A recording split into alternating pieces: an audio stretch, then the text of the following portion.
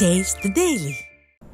அதிமுக ஆட்சியில் கொண்டு வந்த திட்டங்களுக்கு திமுக ஸ்டிக்கர் ஒட்டி திறந்து வைப்பதாக அதிமுக பொதுச் செயலாளர் எடப்பாடி கே பழனிசாமி விமர்சித்துள்ளார்.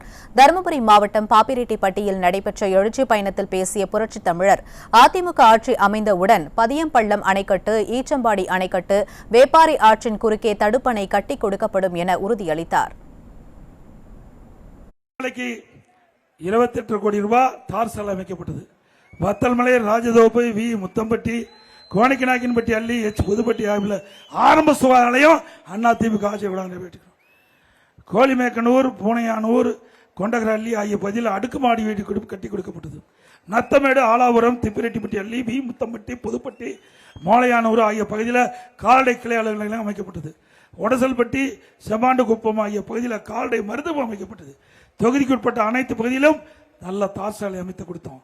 புதிதாக ஸ்டிக்கர் ஒட்டி அதிமுக ஆட்சியில் கொண்டு வரப்பட்ட திட்டம் திமுக ஆட்சியில் ஸ்டிக்கர் ஒட்டி திறந்திருக்கிறாங்க.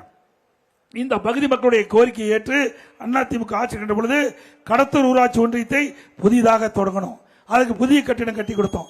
திமுக ரிப்பன் வெட்டி திறந்துட்டாங்க. கோரிக்கைகள் பொதியம்பள்ளம் அணைக்கட்டிலிருந்து ஈச்சம்பாடி அணைக்கட்டு நீர் கொண்டு வரும் திட்டம் நான் ஏற்கனவே சொல்லிட்டேன். வேப்பாடி ஆற்றின் குறுக்கே தடுப்பணை கட்டும் பணி கட்டி கொடுக்கப்படும். பாப்பிரெட்டி தொகுதிக்கு பகுதிக்கு வட்டார போக்குவரத்து கொண்டு வர நடவடிக்கை எடுக்கப்படும். கடத்தூரை மையமாக கொண்டு வட்டார செலவுன்னு கேட்டுக்கிறீங்க, அது அதிமுக ஆட்சியில் பரிசீலிக்கப்படும்.